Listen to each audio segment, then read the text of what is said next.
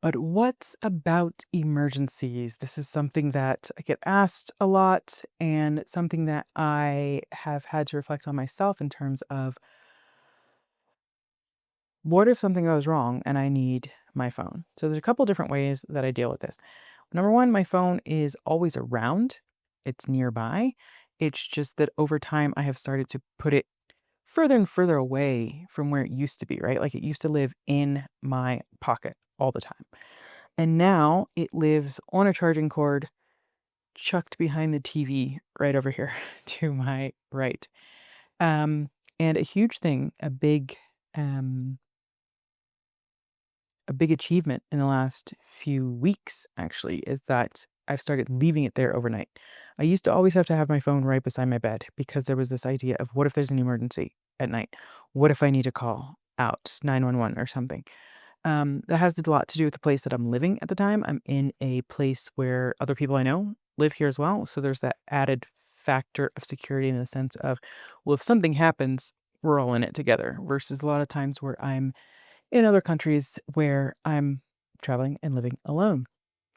However, I still think this distance has been helpful for me. And it's one of those security things. Sorry, it's one of those statistical things of the amount of times that the emergency has not happened versus the times that it has. Um, I feel like I can get the same sense of it being away by putting it airplane mode and putting it maybe in a drawer by the bed instead of right there at top. But most of all though, I've overcome that need to grab the phone first thing in the morning. That's a thing of the past, which is fantastic. I do feel healthier, I feel cleaner, I feel better. And I never say never, but I don't think it'll come back. I'm just enjoying not having that feeling too much to go back to it. Um, and as far as emergencies with family and friends go, because I am so far away, there's not anything that I can do really in the exact moment to help. So I've had to go through that and process that for myself and go, do I want to continue to do something that is unhealthy for me, which is be available all the time, on the off chance that something will happen? Or do I just need to live my life for me and messages will get to me, when they get to me? And I've decided to go with that because I do think back to olden days as well. Um, I mean, you might not know that something happened to somebody for like a year. They used to send letters and maybe the letter made it and maybe it didn't. And maybe 5 years went by before you even heard that your family member in another country or friend in another country or, somebody even just towns away that something happened to them. So I want to balance being available to people with also my own health and sanity. And so once I kind of just sat with that, thought it through, processed it, I was able to go, you know what? Yeah, I'm okay with that. I'm okay with being less available, with messages getting to me slower.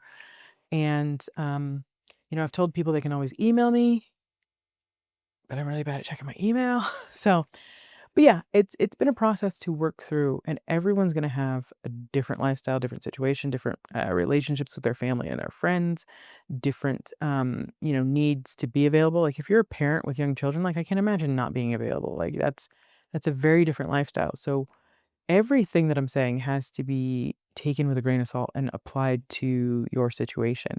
But for me personally, I'm reducing my availability to the people around me. And it is hard because I think there's some wondering of like, am I being selfish? Or will people forget about me and not want to be my friend anymore? And all these things that go through our minds. But overall, I would say the response has been positive, sometimes confused. I get that, but mostly positive. And I think that each time I get a confused response, though, it helps me to reflect on why I'm doing this. And is it for someone else or is it for me? And it comes back to it being for me. So it's okay if someone else is confused. And by that I mean people who are just like, what do you mean you're not? answering text messages, or you're not, like, you're taking time off, you know what I mean? Like, to each their own. Everyone's going through their own stage. Like, I might be going through this stage of withdrawal, and I don't wanna be on my phone more, while somebody else is just in there hugely, like, boom, boom, boom, go, go, go, new technology, everything is so exciting mode, and I get that. But the more that I withdraw from my phone, the more that I am offline, the more that I feel just confident that I'm on the right path for me. Um, where I'm at with messaging right now is, and I've tried a lot of different things. I've reduced notifications on my phone. I took apps like email and work stuff off. Like back in the day when I was early on and gung ho about work and my freelancing days and stuff, I was like always on, always, just like this is the only thing I can think of to describe it. Just jittery and always there. Ugh, those days. I'm so happy those are behind me. Yeah, now I don't really care that much. Um, but yeah, I reduced notifications to things over the years, but then I realized that the kind of the last standout, the last holdout was WhatsApp. And it's important to me to maintain my connections with people. And from traveling for so long, I do have an amazing network of friends all over the world. And I want to be connected with them, but I'm re-examining my relationship with that connection because I realized that, we've gotten to a point where nobody likes to call anymore. People hate calling. And I get that. I used to hate calling too. But I can gain more from a 20-minute call with a friend than little snippets of messaging back and forth over an extended period of, the whole month. It just, I find that I wasn't getting filled up the same way from text messages. Voice messages, yes, can be great, but the problem is, with my ADHD, I can send a voice message and then 5 minutes later, it's like, I have no idea what I said. What were we even talking about? Um, so I used those for a while, but then have even cut down on those as well. And I realized that in looking to my friendships, one of my closest friends and strongest friendships is with someone where we have a weekly call. And sometimes life happens and it's every other week. Sometimes life happens and it's once a month, but it's usually weekly if we can manage that cadence. And even though she's in a different country, I feel very close, very connected, very like she has a good understanding of what's going on in my life, and I have a good understanding of what's going on in her life, and we can talk about things, we can mull things over and, just really dig into things on our weekly call. And sometimes it's long and sometimes it's shorter, but we have our weekly call. And that's what really helped me to feel more comfortable with disconnecting even more and more from messages because she is someone that I used to spend a lot of time sending messages to, and we would send these long, 10-minute voice messages, and then we would respond when we could, and then we'd go back and forth like that. And those were really nice too. But one of the things that I realized, and this is probably a couple years ago, but I realized that our friendship had gotten to the point where, we were so close and dissecting things that I wouldn't take the time to process things myself. I would just send her a voice message. I'd be like, this thing happened and, and I'm feeling this way about it and I'm doing this, which can be good because it was forcing me to go through it. But I realized that I would fire that message off and then I kind of wouldn't think about it again. And I don't think that was super helpful for me because I needed to process things on my own. And so now our relationship has changed to where a lot of things that are happening to me, I'm processing them alone and I'm thinking about them for multiple days and times and chewing on them in different aspects. And then when we have our weekly call, it's just a bit different. It's like, oh, this thing happened to me, and then I thought some different things about it, and then I also think this and that and the other, and then also, but it's just changed my relationship to my own brain. I used to not process anything; it was always constantly sharing it with other people, like as soon as it happened, and now it's more of a just just shut up and deal with it, and think about it, and work through it.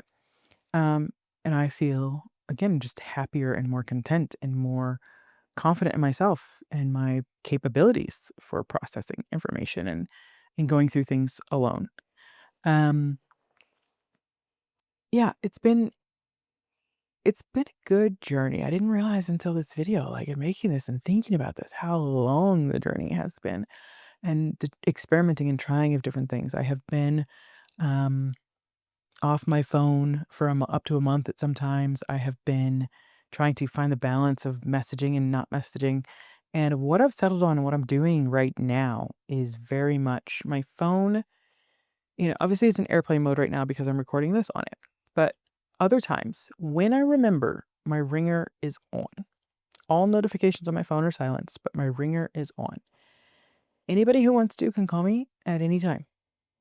And this is part of the beauty. People hate calling, so nobody calls me. So it's like the option is there, but I have my peace. So that's one thing I'm doing. My friends and family know that they can call at any time. And just like the olden days, right? I'm going back to if there was a rotary phone on the wall, whatever. Um, if I'm around and not busy, I'll get it. If I'm busy, I'm not gonna get it.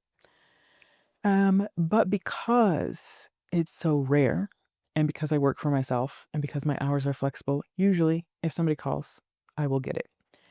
Another thing is that a lot of my friends are parents. So I know that if they're calling me, they have a limited amount of time in their day. And so I will stop what I'm doing and pick up the phone and chat with them. And it's always this wonderful feeling of being filled up versus depleted. Like I finish a call and I'm like, okay, that was great. I feel good. I talked to someone I love. I feel great. Now I can go back to what I'm doing with a replenished feeling. And that's just different from if I sat down and texted back and forth for 30 minutes. Like it's just because I never do that. I don't know how people do that. As a little sidebar, I am not a person who can just sit down and text with somebody for 30 minutes. Like my boredom kicks in and I'm also like checking my email over here and doing this other thing over here and doing this other thing. It's just like such a scattered, icky 30 minutes. Whereas if somebody calls, yeah, I can sit down and just focus on having the call with them. So calls are great, but they don't happen that often, which is how I like it. Um, WhatsApp. WhatsApp is the main way I communicate with people because I'm outside the US and traveling. And I have just slowly started telling my friends, if you WhatsApp me, I'll get back to you when I get back to you. Email is better, but also I'll get back to you when I get back to you. And it's been nice because people are getting it. My messages are going down. I'm not getting as many. And some people are emailing me. And the thing I like about email is that it's the closest thing to like an old school letter. It's long, it's meaty. Like even a couple paragraphs of an email are just so much more fulfilling than a couple text messages. I think because my brain equals text is quick, email is more substantial. So even if somebody sends me a couple long text messages, I'm just like, I'll just skim it. I don't know why my brain does it. It's just like, I'll skim it. I'll get the gist of it. Whereas email, I will sit down and read it, and I don't feel the pressure to reply right away. Like in the olden days, people would write a freaking letter and put it on a ship, and maybe it made it there and maybe it didn't. Like, I think we need to have more space between updates. We need to have more calm. I don't know, when it comes to getting back to people, just more. Yeah. So that's my plan for the year ahead. Getting back to people mostly via email, slow, snail mail timings, never any pressure to respond. If people need to get a hold of me, they can just call me. They can literally just call me. If I see two missed calls from the same person, I'm going to freak out and call you right back. Like, don't worry about that. And but the more I've set these limits and boundaries and stuff up with people, the more likely they are to say, hey, do you want to get drinks next Thursday at 7 p.m.? And to which I can say, yes, I do. I have space in my planner for them.